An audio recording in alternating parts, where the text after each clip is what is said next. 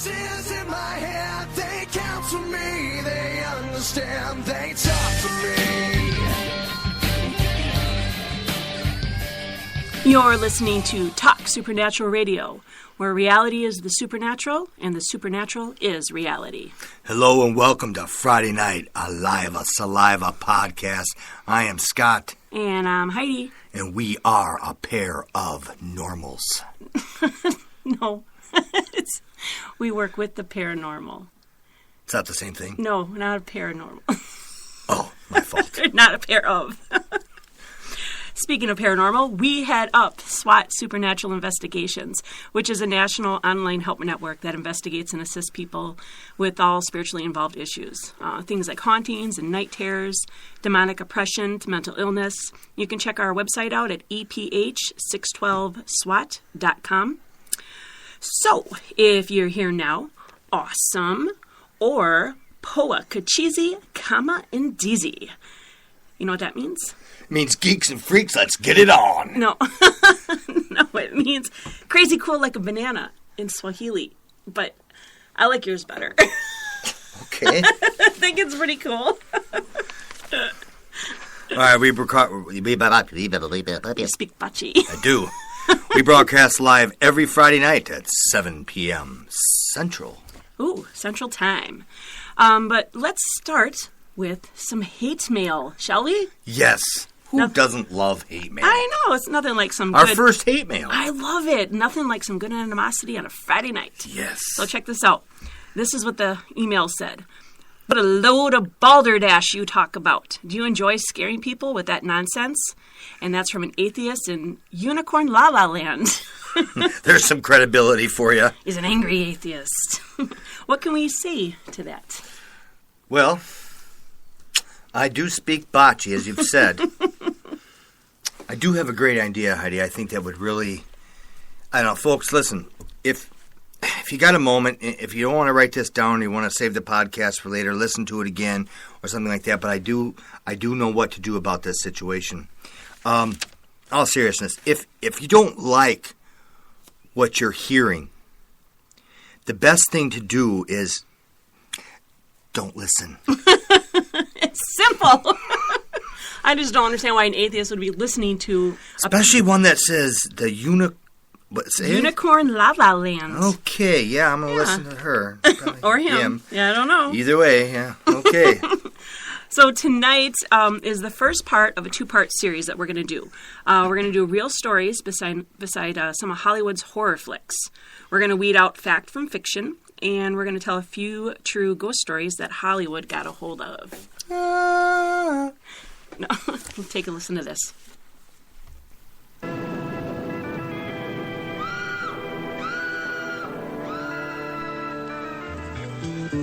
I see you've come here for an education. Oh, that's very encouraging. Do you want to know what it is? It is all around us. Even now, in this very room. You can see it when you look out your window or when you turn on your television.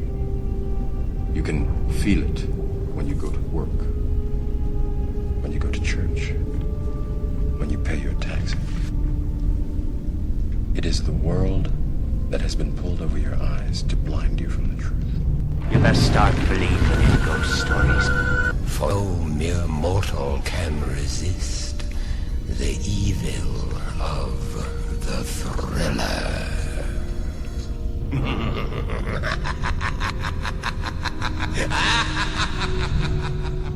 All I'm offering is the truth, nothing more. So, what makes people so into scary movies? Scott, what scary movie freaks you out the most?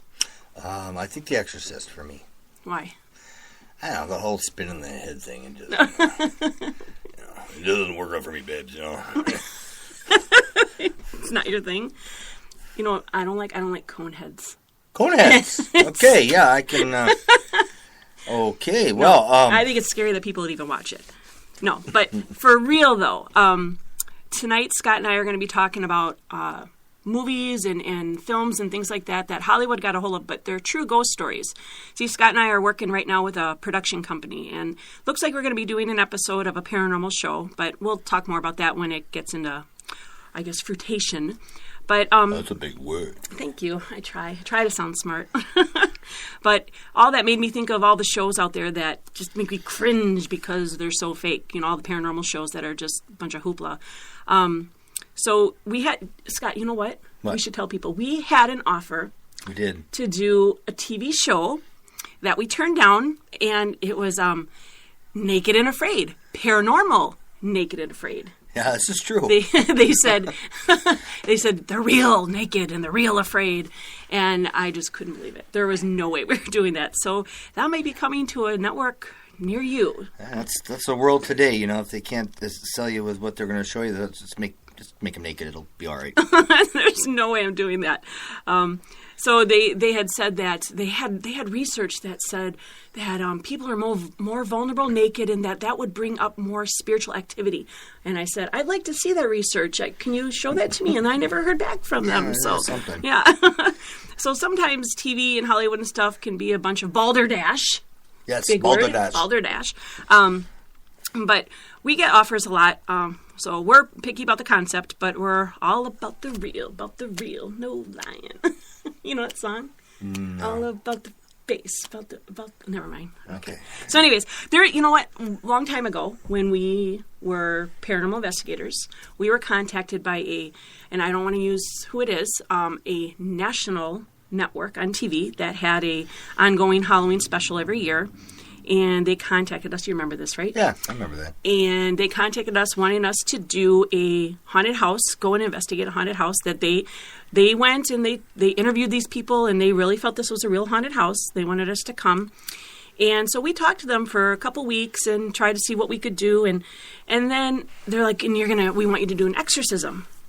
And I was like, oh, well, what do we do in exorcism? If it's a haunted house, exorcism for demonic. Well, can't you do something? What do you want me to do? And so then they basically told us, well, we can throw in some things, and we can throw in, a little bit of, I don't remember what they used, but they're special effects to make it seem. And if you're not getting anything, because it was going to be like all taped and stuff, a 2-hour show, and we ended up turning it down because they were going to fake it. They were going to fake the whole thing. Yeah. Fake, yeah, if we couldn't find anything, and we just weren't. And then we only deal with the real possessed. You know what I'm saying, babes? Exactly. Your head don't spin, we ain't coming. Yeah, well, there are shows that fake it to make it, and there's movies with great effects. So, for real, one of my scariest movies ever, and I don't watch scary movies anymore because I know the reality of them, but... They're scary. Yeah, duh. I don't like to be scared. We help people who are scared, so why do I want to go try and be scared? But, well, for us, too, I mean, watching this scary movie just brings back the reality of some of the stuff we've actually done. So for us, it no longer becomes a movie, but we look at it and we go, okay, yeah, we were in that situation once. And, yeah. Exactly. So I don't want to remember that. Yeah, we don't do this. This isn't about just fun and games and just a bunch of hoopla. Hoopla. But, well, my scariest movie is The Entity. And, no, I don't remember. Did you ever see it? You did. I made you see it when we were dating a long time ago. Okay. Of course you made me see it while we were dating. I mean, Twisted Sister herself. You want to have a good time? Let's go watch a scary movie. Huh? That was when I didn't mind watching scary movies. But the reason The Entity scares me is because I actually know a woman when I lived in California, and I was going to church with her. And the true woman, which her name's Doris, what is her name? Doris Bither. She actually came to a lady in the church asking for help. So the woman that I knew her. And when the church was ready to help her, they just never heard from her again. And I think that's where she got help from a parapsychology group or whatever. So we're actually going to tell the story about her. So let me go over this story. So the movie's called The Entity. It's a 1982 horror film. It's based off a book that was written by a witness who was there during the investigation in 1974. It was in California, and the mother of 3 said that she was attacked and raped repeatedly by unseen perpetrators. Now, one night, she just woke up to feeling pressure on her legs, and this invisible pressure spread her legs and raped her. She couldn't do anything because her arms, she said, were restrained against the mattress, and she said she felt like there were 2 separate... Yeah, 2 smaller separate entities holding her down, Well, and then a one larger one was. Yeah. So she thought she was going crazy. But then the next day, she was in the kitchen, trying to get past what had happened, trying to play it off or whatever. And she said pans started flying across the room, cabinets started opening up on themselves, the lights started flickering. So she ended up, after work or whatever, taking her kids, and she spent the night at her friend's house. Well, the next morning, she gets in her car to go to work, and something clutches her steering wheel, and it begins to turn the wheel from side to side, and it forced the vehicle to drive into oncoming traffic. She was eventually able to, get a hold of the wheel and be okay. But her friend convinced her to see a psychiatrist, well, who wouldn't, because, I'm being raped by nothing, and I almost got a car accident because something that's nothing, was doing all that. So, a little scary. Her friend tells her, go see a psychiatrist. She goes to see a psychiatrist, and their hypothesis is that she has delusions from past trauma. She found a couple of parapsychologists at a UCLA bookstore. What's a parapsychologist? Is that two of them? Yeah, a pair of psychologists. Exactly. You've got a handle on this. I know. I'm sharp that way. Two psychologists. They're like, in a way, they're paranormal investigators, but they deal with the psychology of it and the science of hauntings and things like that. So they're not necessarily going into it believing. They go in to sort of disprove. Sure. Well, they thought she was crazy, but she convinced them to check her out, check everything out. So they did a 10-week investigation. Now, in the movie, they make it seem like nothing, but they were there 10 weeks. And so what had happened was they're walking through the house with her, and she says, this thing is in my bedroom. So they took a picture where she pointed, and the picture, it was a Polaroid, came out bleached white. And so then she shouted, it's over there in the corner. So they took pictures in the corner, and it was bleached out. And it had like a orb in the picture, too. But then they also, after that, took some controlled pictures of the exact location when she said, no, it's not there, it's gone, it's moved. Yeah. And then the pictures came out fine. So they did enough pictures to see, and there was a lot of witnesses. I think there was like 17 people in the room at the time. And they had different pictures and different things going on, and they could see that this was real. This wasn't malfunctioning cameras or anything like that. It was definitely control, because at one point, too, she's like, take the picture. It's right in front of my face. They took a picture of her, and sure enough, their whole face was bleached out. Yep. And then after she said it left, they took another picture of the same person, the same location, and then the picture came out clear. So they had many varieties of this phenomena, if you will, going on. And, So. In one of those pictures, too, I noticed, and not a lot of people are going to look for this stuff, but I do. But she had, in one of the pictures that was bleached out, the one where her face was bleached out, she actually had a Ouija board in front of her. And I'm thinking, oh, that's just like such a big duh. Now, this is back in the 70s, so maybe, I don't know. But I'm thinking, well, no wonder you're having problems. But so when all these people were in this room, and there's all kinds of different people, they said they started seeing lights come off the wall, and they were suspended in front of them, these lights. They were spinning, they were twisting, expanding. They were extremely intense lights, and they said they were dimensional in nature. So there was some kind of like... Well, too, a couple of the pictures that they had were actually pictures where it would actually pick up a corner of a room or whatever. Yeah. And if that picture was faked, or if it was a light from...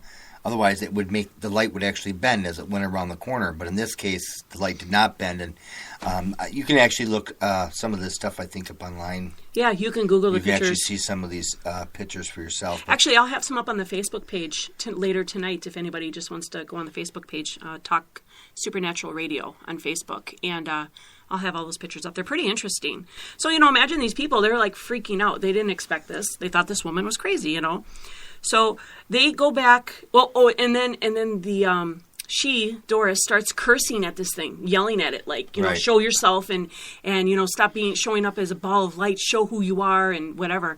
And a silhouette of a person started to form, like a head and a shoulder. And they all seen it. All 17 people. Yep. All seen it. And these, not necessarily believers or non-believers or anything like that, but it's like, well, what do you do? And you're staring at it. And two lead investigators, but the lead investigator had said that people were actually vomiting. They were scared. People were fainting. Well, they said the stench as it left the room. Yeah. It got really cold, and they said the stench was bad enough to actually make a few people vomit. It was so bad. So, and that's a telltale sign of demonic right there. I mean, so yeah, when she challenged it, it came. So it was, and I don't know, it was pretty freaky.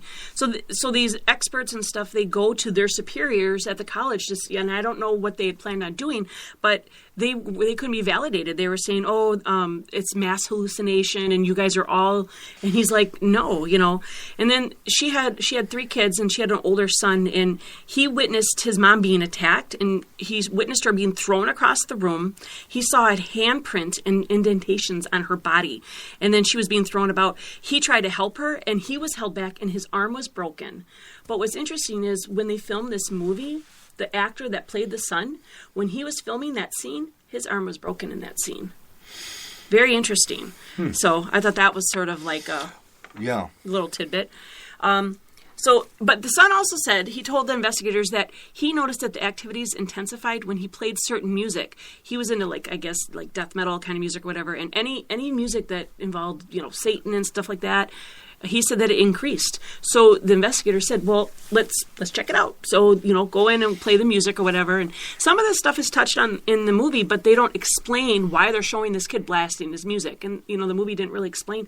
I think there's some pretty freaky stuff that happened. So he plays this music, and the investigators say it did increase. The activity did increase. They saw lights of orbs and things like that. So there is something to that.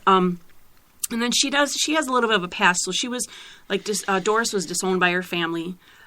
She was on her own as a teen, and she was sexually and physically abused during her childhood.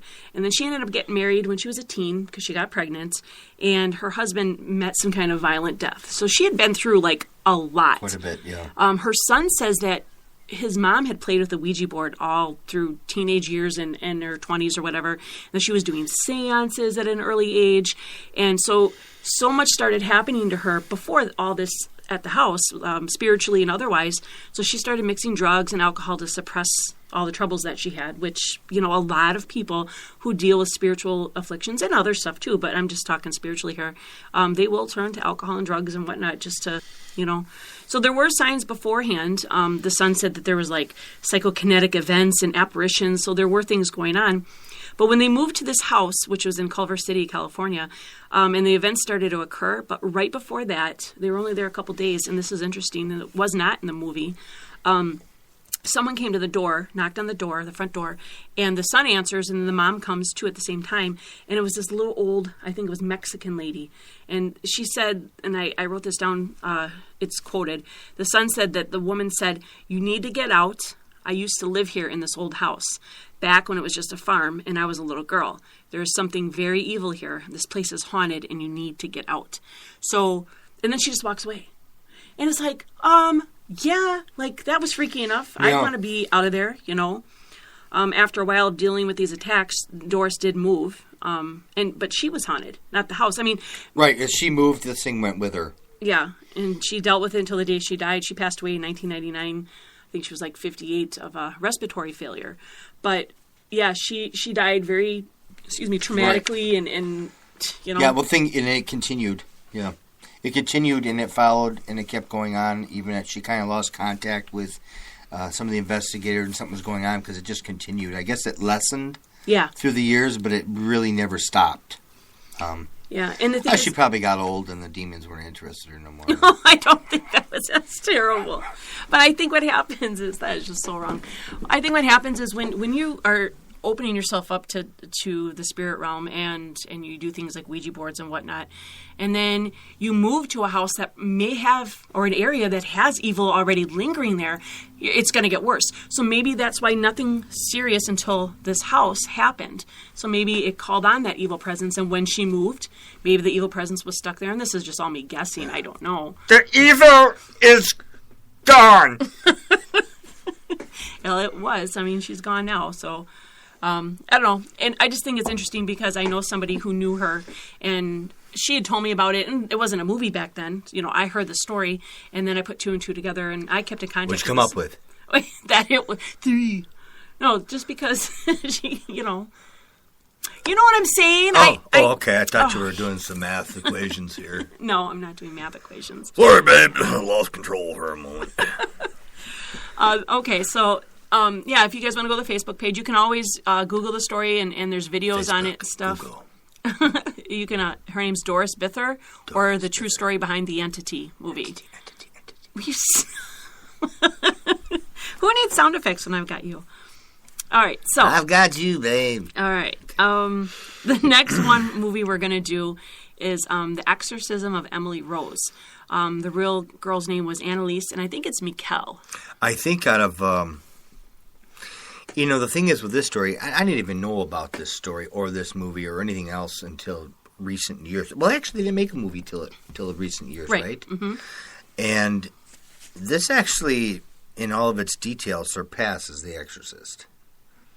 Yeah, in its real details, because the movie, in its real details, in a very rare situation, Hollywood undermined it. Underdoes it, and I think because they probably felt there's no way anybody's going to believe all this stuff. But they do Coneheads. Really? Who's going to believe that? What's doing the Coneheads? That's just such a stupid movie. I just can't believe people watch that. All right. Sorry, go ahead. You thought it was funny, so... All right.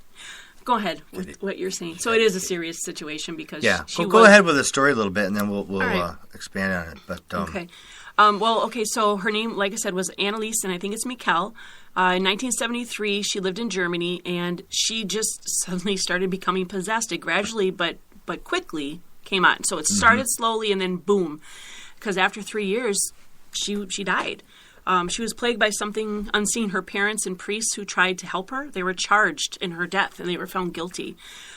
She was 23 when she died. The doctors say it was neglect and malnutrition, but her mom was quoted as saying that she had been overtaken and besieged by demonic forces that refused to allow her even a single moment of peace. Her mom was a devout Catholic, so her family was very religious. She was very religious.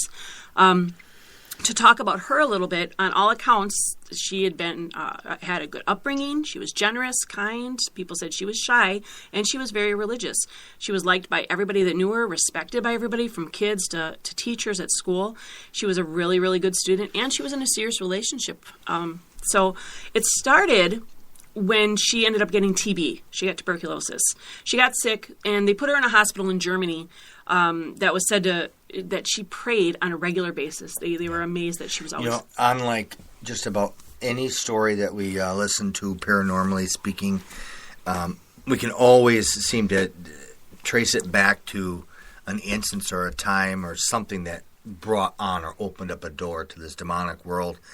But in this story, from what we know, from what's reported in the story, there's just nothing that says why to any of this. And for me, I guess that's the most disturbing part of this whole thing is why. I mean, she didn't have a Ouija board and different things, and I just don't know why. But let's go on with the story. All right. Well, after she had TB, and she had a seizure at that hospital. It was the first time she ever had one, and they thought maybe she had epilepsy because of a seizure. And she ended up getting cured of the TB, and she got to go home. So she gets incorporated back in high school, and she starts having trouble speaking, walking, and she had no arm strength whatsoever. There's scripture that support this. Sometimes we don't realize that the Bible actually supports almost everything we can think of. In the book of Luke 13:16, it says, "Then should not this woman, a daughter of Abraham, who Satan has kept bound for 18 long years, be set free on the Sabbath day from what bound her?" Now this word bound, this is important to know that any time we deal with Scripture, if you want true meaning and understanding, you have to take that translation back to its original meaning, Greek and Hebrew. And so, because we lose meaning. So that word bound means this: taking possession of a woman and preventing her from standing upright. That is what this word bound means when it's translated back. In the book of Luke 11:14, it says, Jesus was driving out a demon that was mute. When the demon left, the man who had been mute spoke, and the crowd was amazed. So we know from some of the stuff we're going to read that Anna didn't have the ability to always talk about anything that was going on or what was happening to her. And here we got scripture that talks about that demons can mute somebody, keep them quiet, can bound them, can give them no strength. There's all sorts of different things. So we actually have scripture supporting some of the actual things that were happening to Anna. Yeah, so I totally believe. I mean, I know the doctors said that she died because of malnutrition, but when you hear what she went through, this is crazy. Obviously, she became severely depressed. You know, when you've got any kind of spiritual oppression, you're going to become depressed. And I mean, she had no reason to be, other than this started coming upon her. There were physical supernatural events, like one instance at dinner, her mom and her dad and her were eating dinner, and it said that her hands grew 2 times the size of her normal hands. But Annalise viewed it as her hands were black, and she made a comment to them like her hands were black or something like that. And her parents, that was enough for them to seek out help, because now it's a physical thing. You know, maybe they were doubting if it was a mental issue or not, but now they're physically seeing manifestation. Yeah, seeing's believing. So when you see something like that, yeah. But like you had said, Anna seen it as her hands were turning black, and her parents were like, "No, your hands are doubling in size." But yeah, so there's demonic manipulation. So they seek help from their church, and different parts of her body were repeatedly swelling up to not normal sizes, and then it would go down, and then it would come up. And then... That happens in my head sometimes. Yeah, I know. Yeah. But she was having visions of demonic beings around her. She started speaking often in like a masculine, raspy voice. You do that too. Me? Yeah, in a masculine, raspy voice. Do I? Yeah. I'm Batman. Oh, I like it. You're possessed by the Batman man. So she couldn't get into church because they would try to go there to, help her, pray for her, anoint her, or whatever, and she would become violent. They needed to restrain her. They could not physically get her in a church. So that was off the table. The priests that were involved, they often saw her get physically thrown down to the ground by an unseen power. And then these forces would keep her on the ground, on her back, where she would stay for hours at a time. She was unable to physically get up. She'd get injured so much. So she ended up starting to sleep back at her place or whatever in Germany. They had stone floors, like most of us have carpets or wood floors, but they had stone floors. So when she was getting thrown around and pressed down to the ground, she was getting injured. She was having bruises and cuts. So she decided to just start staying on the ground, sleeping on the ground. That's so Makes horrible. Sense, yeah. So it's a requirement of the Catholic Church to regularly see doctors and psychiatrists before they do an exorcism. She was diagnosed with something like epilepsy, and they were put on medication, and the medication didn't work. So they were able to go ahead with this exorcism. Now, they did the exorcism in Latin, and do you know why they do? I do know why, because you asked me this question the other day. Okay, what is it? Do you remember? What's the answer? Well, the answer is that... You don't know because you don't listen. I do know. Okay. Because they know that the person hearing these things will not understand the Latin, so they won't react to things that they're saying. So this way it'll be like, like when I speak Bocce. Yeah, when you speak Bocce. Yep. You were paying attention. Yeah, so, I mean, in one case when we were in Madison, we were dealing with a man who was... demonically possessed. And he only spoke Spanish. Right. He didn't speak any English at all.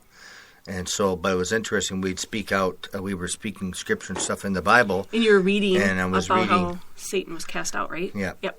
And as I was reading that, he became somewhat violent. Somewhat. You had to zip tie him to a chair. There's like you and 3 other guys or something.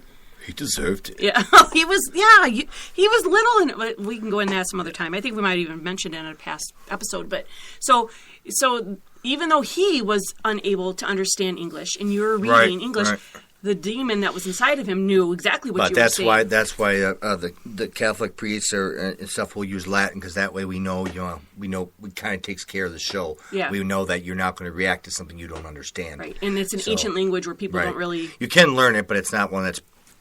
Nobody actually talks Latin anymore, but you can learn it. I speak Latin quite fluently. Yeah. Oh, really? Along with about 50 other languages. Say something in Latin. No, I really don't got time. Let's keep on with that. Okay. Well, one priest said while he was on the phone discussing this case at his own house, he saw his rosary beads. They flew out of his room and onto his chair. So he was talking to Ed Warren, who is he's deceased now, but he's famous for demonology and things like that. And Ed Warren was explaining to him, you have to call it out to find out how powerful it is. And as he's talking to Ed Warren on the phone, that's exactly what happened. He says he sees out of his room, a different office or bedroom or whatever, the rosary beads just picked up and slowly came out of his bedroom around the corner and landed on a chair. I don't know if a lot of the stuff they didn't show in the movie. No, that's what I'm saying. It would have been a lot better if they put the real story. So that was enough for them to say, okay, yeah. Yeah, and the priest demanded the names of these demons, and the names came out as Judas Iscariot, Lucifer, Hitler, Nero, Cain, and the fallen priest of Fleischmann, which is, go ahead, Heidi. He's a Catholic priest. In the 16th century, he was dismissed and barred from the Catholic Church because he was a drunk, and he was also accused of assault and murder. Now, it's this demons, and it just means that you're not quite going to get the truth with demons either, but... So there's no demon named Judas Iscariot. It's the demon that possessed him, or or maybe the demon was a liar. But whomever this demon was, it was the real deal, and it had some power. Yeah, and it could have been more than one. We don't know. So the priest noticed that her eyes got black and cold when they were doing all this, like praying over her and stuff. And while they were praying over her, Annalise claimed that she saw demons jumping around and dancing on the floor in front of her, like they were tormenting the priest, like mocking them. And it reminds me of sort of like in Acts, where it talks, it's from my book, Daughter of Siva, the 7 sons of Siva. And they thought they had power, and the demons came out and mocked them too. So you got to be real careful. Not anybody can just say, I'm an exorcist, or go through a class or whatever. You have to be anointed by God and have this power to do that. So these demons felt that they could just dance around these priests and torment them. And so another thing is Annalise continually ate spiders, and she drank her own urine, and she was ripping her clothes off continually in front of the priests. This is just beyond, we've never seen anything like this, but this is beyond demonic. I mean, oh my gosh. So then there were 2 bottles of holy water that one of these guys had.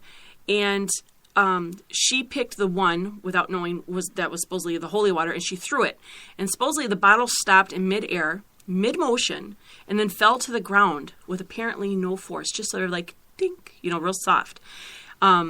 And then there was another time, too, where she was standing in the hall, and she had kicked a cup full of water, and the cup flew across the room, and not a single drop spilled, even after the cup flew across the room and landed and rolled on the floor. So no water came out. Okay, that's weird. And that's manipulation of the physical. I mean, that's demonic, too. We live in this time and this frame and this thing, but...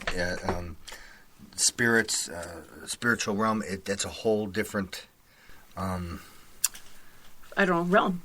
That's the word I'm looking for. Yeah. Realm. So they're not controlled by our time or our space. They can intervene and control it the way they want to, because time and stuff was issued for people, not for God and his angels or fallen angels. It's like time is, doesn't mean nothing. So they can do all that, manipulate all that. Water doesn't have to spill out of a cup. I mean, isn't that crazy? That's so weird. So a lot of times she was really violent, physically violent to her boyfriend and her sisters. She herself was violently thrown against walls constantly, and she was being bruised and cut. Her eyes swelled up so bad and bruised because she was hitting the ground so often, and her teeth were getting broken because she was chomping on the stone floor. Yeah. It's horrible. This story, I remember seeing the movie and reading on this. It's just, for me, it went beyond, scary, just sad. This is just so sad because we don't know, and we still don't, and nobody knows what brought anything to this level.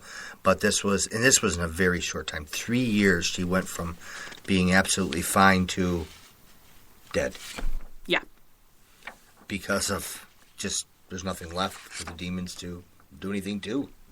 She died of malnutrition, her teeth are smashed, she's nothing left. Well, there's an interesting little story about this. before she got really, really sick, but she was starting to get sick. Her boyfriend took her on a drive through like this Catholic park and just to go for a walk or whatever.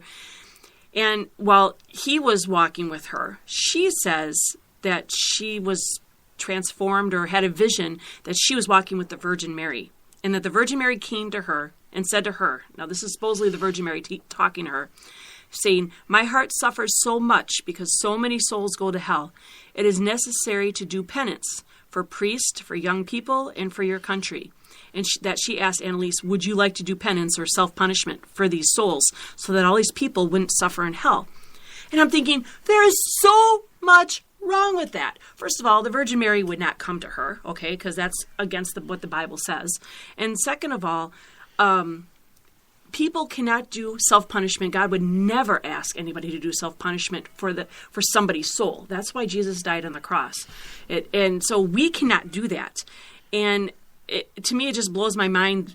Well, she was in her zone or whatever, and she's Catholic, so she was really big on the Virgin Mary thing. So, and then the Virgin Mary told her she had 3 days of peace. Three days. Really? Yeah. We go back to that 3 thing, which is all demonic.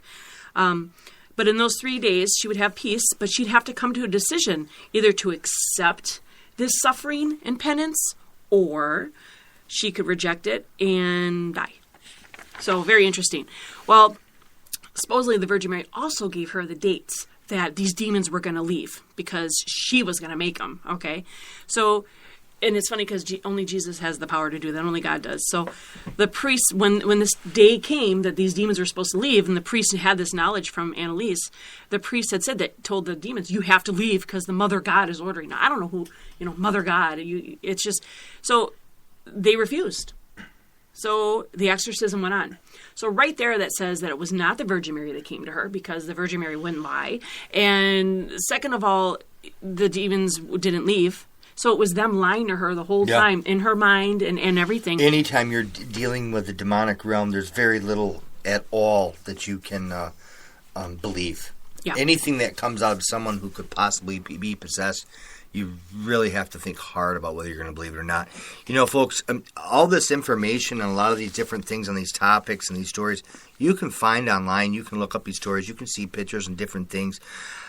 But especially when it comes to this particular case, I strongly, strongly advise you really not to listen to the recordings of the actual exorcism online. This is not a game. When you open that door and you listen to these things, they're very real. And I myself I won't listen to them. No, me neither. Because I'm not going to open a door of that magnitude. I mean, the doors that we open, the doors we go through are ones that somebody else has already opened, and we're there with the power to be able to go and help these people, but not to you don't play with fire unless you want to get burned. That's what's going to happen. And if you listen to these recordings, you are just opening up the demonic. Yeah. The Bible says that Satan is the prince of the power of the airwaves. Don't bring little Jimmy and Lucy downstairs and say, "Come on, let's listen to an exorcism. You want to?" Oh. It's not a joke. No, it won't. Because then a year down the road, when you're being spiritually afflicted, you're going to call Scott and Heidi. Yeah. And, I've never played with the Ouija board, and I believe in God. I have my daughter head spin around, brother. Just say my name 3 times. Call him, babes, 3 times. I can't even. Come on, one more time. Beetlegeist.